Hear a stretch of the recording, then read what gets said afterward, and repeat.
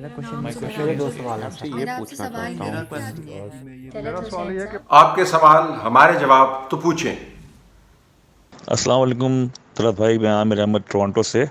عمران خان کا Usama bin Laden کو شہید کہنا پارلیمنٹ اسمبلی کے اندر، پلیز اس پہ آپ ذرا روشن ڈالیے گا کہ کیا محرکات ہیں ان کے پیچھے۔ جی، اسامہ بن لادن کے اوپر میرا جو بلاگ ہے میں آپ کے سامنے رکھ رہا ہوں، آپ اس کو ضرور پڑھیں، اس میں تمام تفصیل موجود ہے۔ میرا جو اپنا تجزیہ ہے وہ بڑا واضح ہے۔ عمران خان نظریاتی طور پر کنفلکٹڈ ہیں، یعنی ان کے ذہن کے اندر کسی قسم کی کوئی کلیئرٹی ان معاملات میں نہیں ہے۔ نہ آپ نے دیکھا ہوگا کہ اسمبلی کی سپیچ کے اندر نہ صرف انہوں نے یہ کہا کہ جی وہ شہید ہیں، اور یہ جو کہتے ہیں نا کہ یہ سلپ آف دا ٹنگ ہے، یعنی زبان پھسل گئی ہے۔ سلپ آف دا ٹنگ وہ ہوتا ہے کہ جب آپ کوئی غلط لفظ بولیں اور اس کے بعد اس کی تصحیح کریں۔ ایسا نہیں ہوتا کہ آپ کلنگ کا لفظ پہلے استعمال کریں اس کے بعد تصحیح کے اندر مارٹرڈم کا لفظ استعمال کریں۔ انفیکٹ یہ تو سلپ آف دا ٹنگ نہیں، انہوں نے تو اپنے آپ کو روکا ہے، تصحیح کی ہے کہ میں نے مارا جانا کہہ دیا، مجھے تو شہید کہنا چاہیے تھا۔ یہ صرف انہوں نے یہی نہیں کیا، اس کے ساتھ انہوں نے اس کے اوپر بہت زیادہ رولا بھی ڈالا کہ دیکھیں پاکستان کے ساتھ کتنی زیادتی ہوئی، امریکہ نے ہمیں بتایا نہیں اور انہوں نے آ کے آپریشن کر دیا۔ تو ان کے ذہن میں بڑا کلیئر ہے کہ پاکستان کے اندر جو جنگ ہے وہ امریکہ کی جنگ ہے۔ اس کے اوپر بے شک وہ آفیشیل لیپا پوتی کرتے رہے کبھی کبھی، لیکن اصل میں وہ ان کا ذہن میں یہ بات اٹکی ہوئی ہے کہ یہ پاکستان کے اندر جو دہشت گردی کے خلاف جنگ تھی، امریکہ کی جنگ تھی، اور اس کے اندر جو لوگ شہید ہوئے اصل میں وہ غلطی سے مارے گئے تھے۔ اور بعض اسٹیٹمنٹس ان کی پرانی اگر آپ اٹھا کے دیکھیں اس میں تو کسی اور لیول پہ چلے جاتے ہیں، وہ کہتے ہیں ڈالرز دے دے کے ہم نے پیسے جو ہیں وہ لے کر بندے اپنے مروائے ہیں۔ تو بڑا واضح ہے ان کے ذہن میں۔ جب آپ پالیسی میکر بن جاتے ہیں اور حکومت میں آ جاتے ہیں تو آپ کے سامنے نئے شواہد سامنے آتے ہیں، تو آپ ان کے پیش نظر جو ہے اپنی پالیسی کو ایڈجسٹ کرتے ہیں۔ کچھ انہوں نے کی ایڈجسٹمنٹ، مثلا جب واشنگٹن میں گئے تھے، یہ میں نے بلاگ میں لکھا ہے، تو وہاں پہ جا کے انہوں نے کیا کہا تھا، آپ کو یاد ہوگا، فاکس ٹیلی ویژن کا انٹرویو دیا تھا، اس کے اندر تو یہ کہہ رہے تھے کہ ہماری انٹیلیجنس نے باقاعدہ انٹیلیجنس فراہم کی تھی سی آئی اے کو، جس کے ذریعے اسامہ بن لادن پکڑا گیا، اگرچہ وہ حقیقت پر مبنی نہیں ہے۔ ہماری جو سی آئی اے کے ساتھ انٹیلیجنس شیئرنگ تھی وہ ایبٹ آباد آپریشن سے کہیں پہلے کی تھی۔ اس کے بعد ہم نے ہمارے جو ٹریکس تھے اسامہ بن لادن کے، ہمیں بتایا جاتا ہے وہ دے وینٹ کولڈ، مطلب وہ ان میں کوئی جان نہیں تھی، لیکن وہ نمبرز سی آئی اے نے اپنے پاس رکھے، ان کو ٹریک کرتے رہے۔ اس کے بعد جب دوبارہ وہ ایکٹیو ہوئے وہ نمبرز، ان کے اوپر کمیونیکیشن ہوئی، تو پھر انہوں نے ہمیں نہیں بتایا۔ تو ہماری انٹیلیجنس شیئرنگ اور ایبٹ آباد آپریشن کے اندر کئی سال ہیں جس کے اندر امریکہ نے ہم سے کوئی تعاون نہیں کیا، لیکن وہاں پر جا کے انہوں نے یہ اسٹینڈ لیا، وہاں پہ کریڈٹ لے رہے تھے کہ کس طریقے سے دہشت گردی کی جنگ میں پاکستان نے اپنا حصہ ڈالا ہے۔ یہ واشنگٹن میں بات کر رہا ہوں۔ اب پاکستان کی اسمبلی میں آ کے وہ کہتے ہیں جی یہ تو بڑا ہمارے ساتھ زیادتی ہوئی تھی اور یہ تو ہمیں پتہ ہی نہیں چلا۔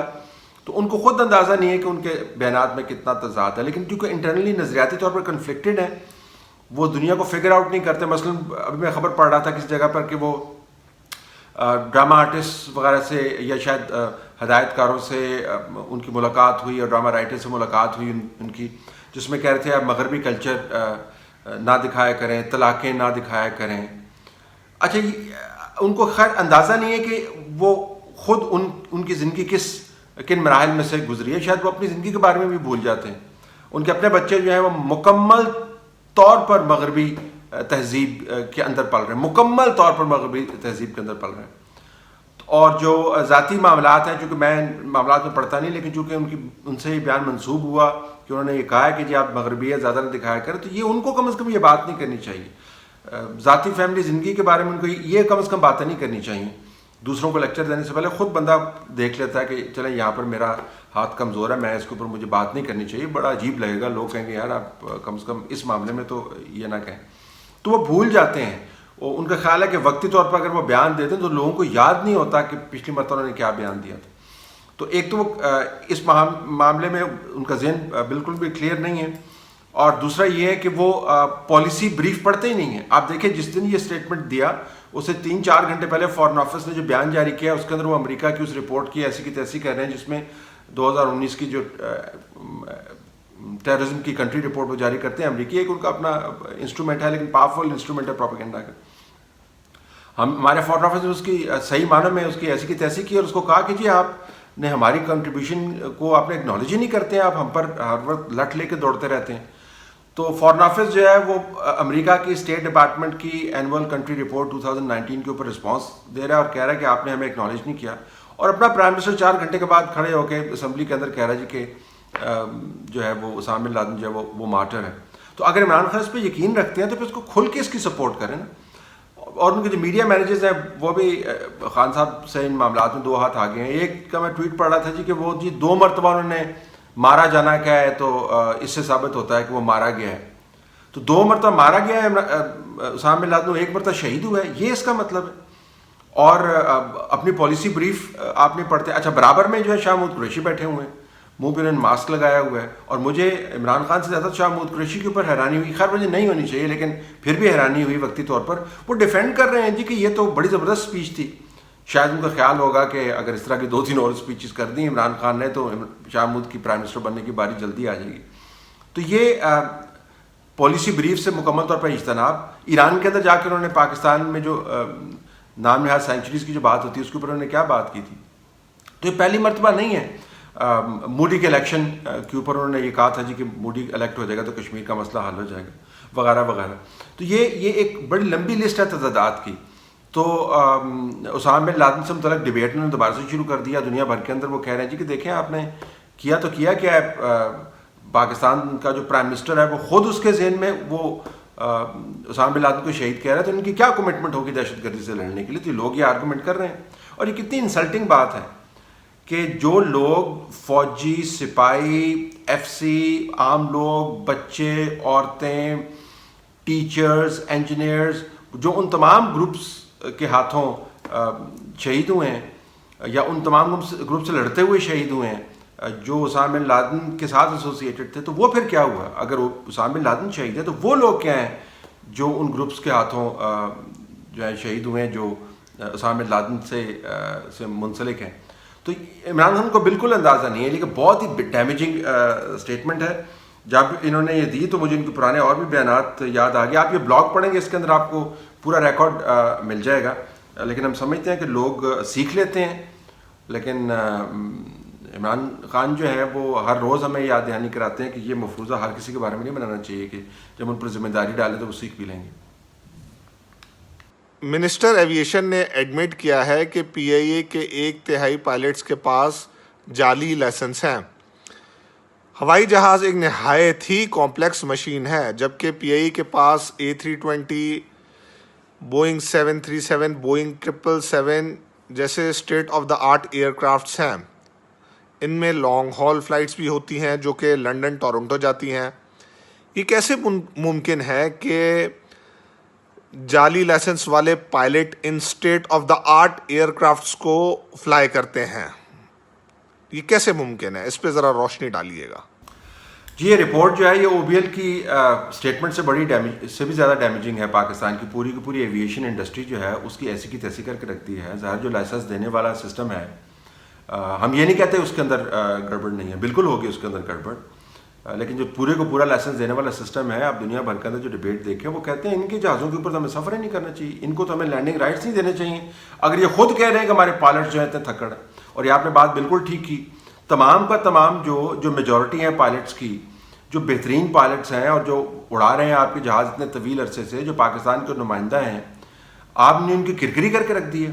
اور میں آپ کو بتاؤں یہ ہوا کیا ہے. یہ ایک تو رپورٹ کا جو ڈیٹا ہے نا یہ بہت زیادہ سسپیکٹ ڈیٹا ہے, لیکن یہ وتیرہ جو ہے نا پاکستان کے اندر نیا کیا بن گیا, وتیرہ یہ بن گیا ہے کہ اگر میرے ہاتھ سے کوئی گڑبڑ ہوئی ہے یا میری ذمہ داری کے اندر کوئی گڑبڑ ہوئی ہے تو اس کے اوپر اگر تحقیق شروع ہوئی ہے تو میں نے وہ تحقیق اپنے تک محدود نہیں رکھنی. میں نے اس تحقیق کو اتنا پھیلا دینا ہے.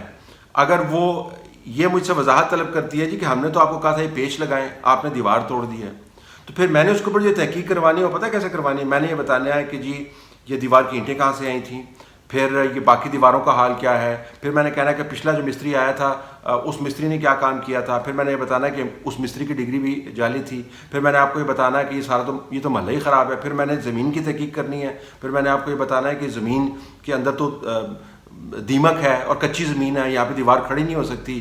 اور میں نے اتنے ایشوز اس کے اندر انوالو کر دینے ہیں کہ آپ کو اصل ایشو یاد ہی نہیں ہوگا کہ بھائی ہم نے تمہیں کہا تھا کہ تم لگاؤ وہاں پہ کیل, تم نے دیوار توڑ دی ہے. تو یہ چینی کے معاملے کے ساتھ بھی ایسا ہوا. سمپل ایک آپ کو آرگومنٹ کا جواب دینا تھا کہ بھائی 2 سال میں آپ کے ہوتے ہوئے چینی کی جو قیمتیں بڑھی ہیں اور جس میں آپ کی انیشل رپورٹ کہہ رہی ہے کہ آپ نے جو ایکسپورٹ کی اجازت دی اور جو سبسڈی آپ کی اپنی حکومتوں نے اوکے کیا اس کی وجہ سے قیمت بڑھی ہے، آپ کی اپنی رپورٹ کہہ رہی ہے. تو بھئی یہ کس نے ایکسپورٹ کی اجازت دی تھی؟ سمپل سوال تھا. نہیں، وہ نہیں ہم نے کرنا. اس کے بعد جناب مافیا اور فورینزک آڈٹ جو ہے، اور چینی آتی کیسی ہے، پرائس کیسے فکس ہوتی ہے، بنتا کیسے ہے، فارمر بیچ میں ڈال دو، اتنا بڑا گھڑمس ڈال دو کہ اصل جواب بیچ میں رہ جائے. تو آپ کو چینی میں جواب نہیں ملا نا، آٹے پر بھی آپ کو جواب نہیں ملا. پیٹرول کے اوپر، بھائی پیٹرول ساری دنیا میں بندے ہاتھ میں لے کے پھر رہے ہیں کہ یار ہم سے پیسے لے لو، پیٹرول لے لو. آپ کے ملک کے اندر جو ہے پیٹرول آپ انشور نہیں کر پا رہے. کیوں؟ مافیاز ہیں. چلو جو مافیاز کے پیچھے لگ جاؤ. تو کیا ہوا مافیاز کے پیچھے جب آپ لگے ہیں کتنے لوگوں کو پکڑا ہے آپ نے؟ چینی کی قیمت کم ہو گئی ہے. آٹا اب آپ دوبارہ امپورٹ کرنے کی بات کر رہے ہیں. گندم جو ہے آپ کی کہہ رہے تھے پروکیور کر لیا، پھر کہتے تھے شارٹیج ہو گئی ہے. اس حادثے کے ساتھ بھی یہ ہوا. بنیادی سوال یہ تھا کہ جو ٹاپ کے اوپر بندے بیٹھے ہوئے ہیں، جو پی آئی اے کو چلا رہے ہیں، ان کی ذمہ داری بنتی ہے کہ نہیں بنتی اس حادثے کے حوالے سے؟ ایک تو وہ سارا مدعا ڈال دیا پائلٹ کے اوپر اور گراؤنڈ سٹاف کے اوپر. لہٰذا جو ٹاپ کے اوپر ہے نا، وہ پہلے آپ کو بتاتے ہوتے تھے کہ اگر فرات کے کنارے جو ہے وہ کتا بھی مر جائے، مثال دیتے ہوتے تھے خلفائے راشدین کے ادوار سے، تو اس کی ذمہ داری جو ہے نا اس وقت کے خلیفہ کے اوپر لاگو ہوتی ہے. پہلے یہ بتاتے تھے کوریا کے اندر وہ ٹرین کا حادثہ ہوا جی، تو وہ منسٹر نے ریزائن کر دیا. جاپان میں سونامی آئی تو اس منسٹر نے ریزائن کر دیا، اس پرائم منسٹر نے ریزائن کر دیا. یہ اس وقت تھا جب اپوزیشن میں تھے. اب کیا ہے کہ اب جو بھی حادثہ ہوتا ہے میری تو اس میں ذمہ داری نہیں ہے، میں نے تو نہیں کیا. پی آئی اے کے اندر بھی ٹاپ مینجمنٹ فنڈامنٹلی رسپانسبل تھی اس کا جواب دینے کے لیے کہ آپ کی واچ کے اوپر یہ حادثات کیوں ہو رہے. نمبر 2، آپ نے تو پی آئی اے کو بڑا ریفارم کر دیا تھا، تو اب یہ جعلی لائسنس آپ کہاں سے نکال کے لے ہیں؟ نمبر 3، اگر آپ نے یہ کام کرنا تھا تو انٹرنل ریفارم کا کوئی آپ کو طور طریقہ پتہ نہیں ہے. آپ کو پتہ نہیں تھا کہ اگر آپ رپورٹ سامنے لے کے آئیں گے تو دنیا بھر کے اندر کیا ہوگا، اور یہ بالکل ایسا ہی ہوا ہے. تو نمبر 1، دنیا بھر کے اندر بدترین سبکی پاکستان کے جو لائسنس گیونگ جو اتھارٹی ہیں ان کے لائسنس کی اہمیت کوئی نہیں. پائلٹس جو فلائی کر رہے ہیں جنرلی اور ایکسپرٹ پائلٹس ہیں، ان کے پاس کوئی انسینٹیو نہیں رہ گیا. ساری دنیا کے اندر آپ نے بدنامی کر دی ہے صرف اس وجہ سے کہ آپ نے اس ایک سوال کا جواب نہیں دینا تھا کہ جناب آپ کو ہم نے پی آئی اے کے ریفارم کے لیے لگایا تھا، تو آپ نے تو یہاں پہ آ کے حادثات ہو رہے ہیں اور تباہی ہو رہی ہے. اس کا جواب نہ دینے کی وجہ سے ایسی کی تیسی پھیر کے رکھ دیا ہے. میرا تو یہ تجزیہ ہے اس رپورٹ کے بارے میں، اور یہ بہت ہی برا ہوا ہے، یہ بہت ہی برا ہوا ہے. طلعت حسین صاحب، بھاولپور سے خالد بات کر رہا ہوں. یہ جو تھپڑوں کا سلسلہ فواد چودھری نے شروع کیا تھا، پہلے 2 صحافیوں کو مارا اور اب آ کر اس نے سیدھا عمران خان کے منہ کے اوپر مار دیا ہے. کیا خیال ہے آپ کا؟ السلام علیکم طلعت صاحب، شفیع عرض کر رہا ہوں گوادر سے. آج کل بڑا فواد چودھری کے انٹرویو کا سوشل میڈیا پہ، ٹیلی ویژن پہ ڈسکشنز ہیں، جہاں ان کا کہنا یہ ہے کہ جی وزیر اعظم کو، کپتان کو ٹیم اچھی نہیں ملی. تو کیا اس کا مطلب یہ ہے کہ عمران خان اپنے آپ کو بری الذمہ قرار دے کر یہ کہنا چاہ رہے ہوں کہ جی میری ٹیم نالائق ہے، میں لیڈر یا کپتان جو ہے بہت اچھا ہوں؟ کیا انہوں نے فواد چودھری کو یہ ڈائریکشن دی تھی کہ وہ اس طرح جا کے انٹرویو دے؟ السلام علیکم طلعت بھائی، میں تحسین خان بول رہا ہوں ٹورانٹو سے. فواد چودھری کے حوالے سے یہ پوچھنا تھا آپ سے کہ اگلا تھپڑ اب کس کو پڑنے والا ہے، آپ کی کیا رائے ہے؟ شکریہ. طلعت صاحب، میں نے کل سہیل ولیل صاحب کا انٹرویو سنا جس میں وہ کہہ رہے ہیں کہ عمران خان نے اپنی کابینہ کو کہا ہے کہ ہمارے پاس 6 ماہ کا وقت ہے. تو کیا آپ سمجھتے ہیں کہ جو 2 سال میں کچھ نہیں کر سکے وہ 6 ماہ میں کچھ کر سکیں گے؟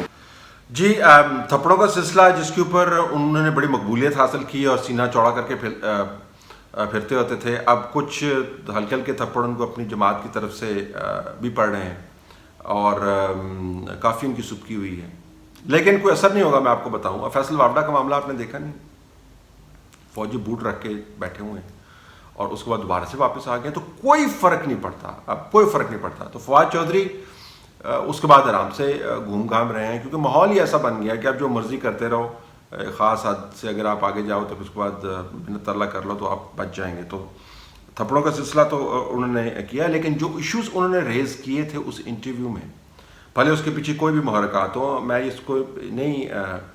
اس کو بائے نہیں کرتا کہ جی وہ عمران خان کے کہنے کے اوپر ہوا تھا. اتنی اگر اسٹریٹجک پلاننگ کرنے والے یہ ہوتے تو ملک کا یہ حال نہ ہوتا. چالاکی کے اندر بھی جو ہے نا عقل درکار ہوتی. یہ ضرور ہے کہ عمران خان نے اس کے بعد دیکھا ہوگا کہ جی چلے ٹھیک ہے، ہنگامہ تو بڑا ہوا ہے, بےزتی بھی کافی ہو گئی ہے, میرے اوپر بھی تنقید ہوئی ہے اس کے بعد, لیکن دو یہ بندے جو ہیں نا جو مجھے تھریٹ کر سکتے تھے انٹرنلی, ان کو سائڈ لائن کر دیا, تو اس وجہ سے بعد از واقعہ شاید انہوں نے اس کو قابل ہضم قرار دے دیا ہو. لیکن میں کلی طور پر آپ سے اتفاق کرتا ہوں, فواد چودھری کا انٹرویو جو ہے اگر آپ بار بار سنیں تو آپ کو واضح نظر آتا ہے کہ وہ بات کس کی کر رہا ہے. وہ ٹیم کی بات تو نہیں کر رہا, وہ تو ٹیم کے سلیکشن کی بات کر رہا ہے, وہ تو عمران خان کی بات کر رہا ہے, وہ تو کہہ رہا ہے ان کے پاس آئیڈیاز ہوتے ہیں, امپلیمنٹیشن اسٹریٹجی نہیں ہے. تو آئیڈیاز تو ہر کسی کے پاس ہوتے ہیں, ہم گلی محلے کے اندر چلے جائیں, ریڈی والے صاحب بات کر لیں, زیادہ اچھے آئیڈیاز ہوں گے اس کے پاس. اگر وہ امپلیمنٹ نہیں کر پاتا تو پھر فرق کیا ہے؟ تو پرائم منسٹر کا کام, جو پرائم منسٹر جو ہے وہ کوئی یہاں پہ کوئی انٹلیکچوئل ایکسرسائز تو نہیں کر رہا, اس نے کوئی جو ہے نوبل لوریٹ تو نہیں بننا آئیڈیاز کی دنیا کے اندر. اس نے ملک چلانا ہے بھائی, اس نے چیزوں کو فکس کرنا ہے, اس نے لوگوں کے مسائل حل کرنے ہیں, اور اگر نہیں کرنے ہیں تو بطور ہیڈ آف دا کیبنٹ وہ فنڈامنٹلی رسپانسبل ہے, اس کی ذمہ داری ہے. تو بری ٹیم کس نے سلیکٹ کی؟ آپ نے کیا, میں نے کیا. اچھے بندوں کو کس نے نکالا؟ آپ نے نکالا, میں نے نکالا, ہم نے تو نہیں نکالا. تو خود ہی اپنی ٹیم لے کے آئیں. اور اگر آپ ٹیم کو خود مینیج نہیں کر سکتے اور اپنے ارد گرد آپ نے جھانپو رکھے ہوئے ہیں, فواد چودھری کے بیان کو اگر آپ دیکھیں جو ہر وقت لڑتے رہتے ہیں آپس میں, تو پھر ذمہ داری کس کی ہے؟ اور 2 سال ہو گئے ہیں, سوال کا جو ایک اور یہ حصہ ہے, 2 سال ہو گئے ہیں, کوئی فرق آپ کو نظر نہیں آتا. ہر روز جو ہے وہ آپ کو پہلے سے برا نظر آتا ہے, ہر روز جو ہے. ابھی جو IMF کی طرف سے نئی آؤٹ لک جاری کی ہے پاکستان کی, 1% پہ پاکستان کی اکانومی وہ کہہ رہے ہیں اگلے سال میں گرو کرے گی. 1%, 2% پہ آبادی جا رہی ہے, 2% سم تھنگ کے اوپر آبادی جا رہی ہے, تو مائنس میں گروتھ ہوگی. آپ کو اندازہ ہے, یقیناً ہوگا, لیکن ویسے میں ایمفسائز کرنے کے لیے کہہ رہا ہوں, آپ کو اندازہ ہے کہ اس ملک کے اندر اگلے 2 سالوں میں کیا ہونا ہے لوگوں کے ساتھ. آپ 1.8 جو پچھلے سال تھا, جس کو یہ کہتے رہے 3.5% ہے, 2.5% ہے, 3.25% ہے, وہ 1.8 تھی, اور اس کے بعد خیر IMF نے وہ بھی کہہ دی تو مائنس کے اندر تھی. اب وہ کو چینج کر دیا انہوں نے. لیکن اگر امیجن کر لیں کہ وہ اگر 1.8% ہی تھی, 1.8% کے اوپر یہ حال ہوا, 1% کے اوپر آپ کا کیا حال ہوگا؟ یہ یہاں پہ لوگوں کے پاس کھانے کو نہیں ملے گا. آپ نوکریوں کی بات لے کے چلتے ہیں, اور باہر سے جو پاکستانی آ رہے ہیں ان کو رجسٹر کریں جی, ہم نے ان کو نوکریاں دلوانی ہیں. جو پاکستان کے اندر پاکستانی, ان کو آپ نوکریاں دلوا نہیں سکتے. آپ نے معیشت کی ریڑھ کی ہڈی توڑ کے رکھ دی ہے. تو 6 مہینے میں کچھ نہیں ہو سکتا. بلکہ میں آپ کو بتاؤں ہوگا کیا ہوگا. یہ کہ جب آپ 6 مہینے کی 5 مہینے کی بات کرتے ہیں نا, تو پھر جو منسٹرز ہوتے ہیں وہ کہتے ہیں 6 مہینے رہ گئے نے, ایسے جو اسی کرنا ہے کر لو. وہ 6 مہینے تو بات ہے ساری واری ختم ہونے لگی ہے. تو یہ وہ انسینٹیو نہیں ہوتا, یہ ڈس انسینٹیو ہوتا ہے کام کرنے کا. جی ہمیں کام کرنے کی ضرورت نہیں, 6 مہینے تو رہ گئے ہیں. تو یہ لیم ڈک فیز کے اندر آٹومیٹیکلی چلے جاتے ہیں, اور جو کام وہ اپنے لیے کر سکتے ہیں کرتے ہیں. تو حکومت کی ایسی کی تیسی ہو جاتی ہے. اسی وجہ سے لانگ ٹرم ویژن دینا پڑتا ہے آپ کو. 6 ماہ کی بات نہیں کرنی پڑتی, آپ کو 3 سال 4 سال کی بات کرنی پڑتی ہے. 2 سال تو اس میں سے گزر گئے ہیں, یہ بھی گزر جائے گا بیچ میں سے. باقی یہ 1 سال جو ہے کرونا کے اندر سے گزر جائے گا. اس کے بعد ٹڈی دل کے ایفیکٹ آئیں گے. تو ملک جو ہے مکمل طور پر اس کی جڑیں ہلا کے رکھ دی ہیں. تو 6 ماہ ہو یا 8 ماہ ہو تو فرق نہیں پڑے گا. اگلا تھپڑ جس کو بھی پڑے جی, اصل تھپڑ تو پاکستان کو پڑنا ہے. یہ میں آپ کو بتا دوں, یہ بہت ہی بری حالت ہے. تھپڑ مارنا, ایک دوسرے کو مارتے رہیں, اگر اس سے کسی کو عقل آ جائے تو چلے بندہ کہتا ہے کہ تھپڑ بھی جائز ہے. لیکن تھپڑ مار کے اپنا منہ جو ہے وہ تمانچوں سے لال کیا ہوا ہے, اور کہہ رہے ہیں جی کہ یہ ہماری صحت مندی کی علامت ہے کہ ہمارے چہرے کتنے سرخ ہیں. کوئی فرق نہیں پڑے گا. ملک کی حالت بہت خراب ہے. کبھی وہ قاضی فائز عیسیٰ صاحب کو کسی گمنام صحافی کے کہنے پہ عدالتوں میں ذلیل کرواتے ہیں, اور اب جو ہے وہ کسی جاہل جو ہے کوئی اس کے کہنے پہ وہ مارنے کی دھمکی دیتے ہیں. جس طرح میاں نواز شریف صاحب کو کسی نے اٹھ کے جوتا مار دیا. یہ سارے کھیل کے ہم نہیں جانتے. جی میرا سوال یہ ہے کہ جب سے جسٹس فائز عیسیٰ کا جب مقدمہ چل رہا تھا تو بہت زیادہ ہائپ ایک طرح سے کریٹ ہوئی ہوئی تھی. روز ہیڈ لائنز لگتی تھیں, بڑے پاورفل ریمارکس ججز کے ہوتے تھے کہ یہ کہا کس نے تھا کہ یہ ریفرنس فائل کریں, یہ مشورہ کس نے دیا, اور اس طرح کے بھی ریمارکس آتے رہے. اور ایک اس طرح کا ماحول بنایا گیا تھا جس سے ہم لوگ یہ ایک چھوٹا سا ہوپ ہمارے دل میں تھا کہ پتہ نہیں کیا ہی فیصلہ آنے والا ہے.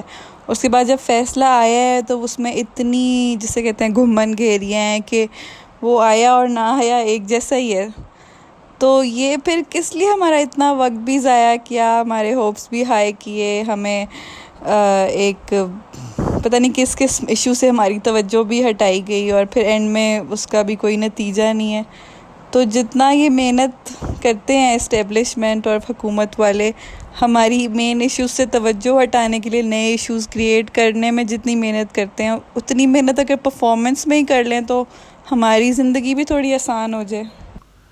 جی بہت سنجیدہ بات ہے جس کی طرف آپ نے اشارہ کیا, اور یقیناً ایک پیٹرن رہا ہے پاکستان کے اندر جس کے تناظر میں پھر یہ بیانات دیکھے جاتے ہیں, اور اسی تناظر میں جو چیف جسٹس ہیں انہوں نے اس کا نوٹس بھی لیا. اور قاضی فائز عیسیٰ کی فیملی ایسی فیملی نہیں ہے جس طرح کی دھمکیوں کے اوپر آ کے وہ چپ کر جائے گی. وہ سیدھی انہوں نے جا کے رپورٹ کر دیا, اور پھر آن ایئر جا کے آپ اس قسم کی دھمکیاں دیتے ہیں لوگوں کو, تو جو بندہ دے رہا ہے تو اس کو پتہ ہوگا کہ پھر جی میرے پاس تو یا مجھے مشہوری مل جائے گی اور یا پھر مجھے کچھ ہونے نہیں لگا. لیکن یہ بہت ہی سنجیدہ معاملہ ہے. آپ اندازہ کر سکتے ہیں کہ یہ اس کے اندر کتنی آپ کو آڈیسٹی چاہیے کہ جی یعنی دیدہ دلیری آپ دیکھیں کہ آپ ایک ایسا بندہ جو کم از کم ٹیکنیکلی سپریم کورٹ کا چیف جسٹس جس نے بننا ہے چند سالوں کے بعد, اس کے بارے میں آپ یہ اوپنلی باتیں کر رہے ہیں, اور پاکستان میں اس کے اوپر کوئی ڈبیٹ ہی نہیں ہے, حکومت کی طرف سے کوئی ریفلیکشن ہی نہیں ہے, کیونکہ قاضی فائز عیسیٰ کو پہلے ہی انہوں نے ٹارگیٹ کیا ہوا. تو قاضی فائز عیسیٰ کا کیس جو ہے یہ آپ کو صرف اب ان کا انڈیویجول کیس نہیں رہ گیا, اس سے آپ کو پاکستان کے اندر جمہوریت کا اندازہ ہوتا ہے, پاکستان کے اندر عدل کا نظام کا اندازہ ہوتا ہے, اس قسم کی ویڈیو سے آپ کو پاکستان کے اندر سول لبرٹیز کا اندازہ ہوتا ہے. یہ وہی بات ہے جو سول ایویشن کے حوالے سے کی گئی ہے کہ آپ نے جب اس قسم کی حرکتیں آپ کرتے ہیں اور اصل احتساب نہیں کرتے تو پھر دنیا آپ کے بارے میں کیا اندازہ لگاتی ہے. ابھی تو دنیا کو اپنی پڑی ہوئی ہے, لیکن یہ جو ویڈیو سرکولیٹ کر رہی ہیں اور اب بندوں کو آپ اس طریقے سے ٹارگٹ کیا جا رہا ہے, بھلے وہ انفرادی ہی ایکشنز ہو, لیکن حکومت وقت کا فرض نہیں بنتا کہ سپریم کورٹ کا چیف جسٹس ہی اس کے اوپر نوٹس لے گا. حکومت وقت کا کوئی فرض نہیں بنتا. تو ظاہر نہیں جب وہ نہیں کرتے تو پتہ چلتا ہے کہ بیچ میں سے خوش ہو رہے ہیں کہ ٹھیک ہے جی ہوں پریشر آیا نہیں آیا. کومن گیریوں کا جو آپ نے ذکر کیا, دیکھیں یہ ایک قاضی فائز عیسیٰ کی ٹیم کی بہت بڑی وکٹری ہے کہ ایک ایسا مینوور جس کے اوپر تمام تر وسائل لگائے گئے تھے اس کو کامیاب کروانے کے لیے, پہلا مینوور انہوں نے بلنٹ کر دیا ہے. وہ جو ریفرنس تھا وہ وڈرا کروانا پڑا. تو اس حد تک تو آپ اور ہمیں اتفاق کرنا چاہیے کہ یہ ایک بہت بڑی لیگل وکٹری ہے. اور یہ بھی میں آپ کو بتا دوں کہ ایسے کیسز کے اندر ہر روز جو ہے جب یہ کیس آگے جاتا ہے تو جو بندہ جس کو انصاف کی ضرورت ہوتی ہے اس کے لیے بڑی مشکل ہوتی ہے, اس کا قد کاٹ پروپیگنڈا سے نیچے آتا ہے. قاضی فائز عیسیٰ کے ساتھ ایسا نہیں ہوا. ہر روز جب کیس چلتا رہا تو ان کا قد کاٹ ہر روز جو ہے اوپر جاتا ہے. اچھا, اب جو اگلا ایشو ہے کہ ریفرنس کو ٹیکل کس طریقے سے کریں گے اگر ایف بی آر کی طرف سے وہ رپورٹ آئے جس کے بارے میں بہت سارے خدشات آپ کے ذہن میں میرے ذہن میں بھی ہیں. یہ ٹائم ولٹ ہے, بہت آسان کام نہیں ہوگا اس کو اس طریقے سے ٹیکل کرنا جس طریقے سے ہمارے خدشات ہیں. یہ کوئی عام کیس نہیں ہے, لیکن اگر داؤ مارنے کی کوشش کی گئی تو پھر اس کا ایک اور رد عمل سامنے آئے گا. لہٰذا خدشات کے باوجود جو ریفرنس کے خارج ہونے کے بعد جو ورڈکٹ کے اندر گھومن گیریاں جن کو آپ کہتے ہیں ان کی وجہ سے جنم لیتے ہیں, اور وہ جینون ہیں. وہ اس سے یہ مراد نہیں ہے کہ جو پہلے ریفرنس کو وڈرا کرنا اور جسٹس قاضی فائز عیسیٰ کو کورٹ کی طرف سے بتانا کہ وہ ریفرنس جو خارج کروایا گیا ہے یہ کوئی وکٹری نہیں ہے, بڑی وکٹری ہے. یہ آسان کام نہیں ہے. کتنے لوگوں کے ریفرنس اس طریقے سے خارج ہوتے ہیں. اور اب اگر کورٹ کی طرف سے جو تحقیقات آرڈر کی گئی ہیں اس کے اندر ہینکی پینکی ہوئی تو اس سے حوالے سے جو خدشات ہیں وہ جینون ہیں, لیکن وہ وقت آنے پر آپ کو پتہ چلے گا کہ وہ خدشات باقاعدہ سازش میں تبدیل ہوتے ہیں نہیں ہوتے. تو گھومن گیریاں ہیں, آسان کام نہیں ہوگا یہ میں آپ کو بتا دوں. اور کارکردگی کے بارے میں آپ سے اتفاق کرتا ہوں کہ اگر اتنی ایفرٹ نہیں, اس کا آدھی ایفرٹ جو ہے وہ اگر آپ ملک کو صحیح طریقے سے چلانے پر لگا دیں تو یہ سب کچھ کرنے کی ضرورت نہ پڑے آپ کو. سید بادشاہ فرام بنیر, پولیس نے اس کو اریسٹ کر کے مارا پیٹا, ویڈیو بنا کے وائرل کر دی. وہ ویڈیو دیکھ کر انسان کے رونگٹے کھڑے ہو جاتے ہیں. تو سر یہ حق پولیس کو کس نے دیا کہ اس طرح کسی کو برے نہ کرے جبکہ عدالت, قانون اور آئین موجود ہیں؟ اور یہی کے پی پولیس تھی جس کی تعریف کرتے کرتے وزیر اعظم عمران خان صاحب تکتے نہیں تھے, لیکن کل پارلیمنٹ میں اپنی تقریر میں انہوں نے اس واقعے کا ذکر تک نہیں کیا. میرا ایک دوست ہے جو پولیس ڈپارٹمنٹ میں تھے, وہ کہتے ہیں کہ پولیس کی طرف سے لوگوں پر اس طرح کا ظلم معمول کی بات ہے تانوں میں, لیکن وہ صرف غریب کے ساتھ ایسا کرتے ہیں, انفلوئنشل لوگوں کے ساتھ ایسا نہیں کر سکتے. Please sir comment on this. Thanks.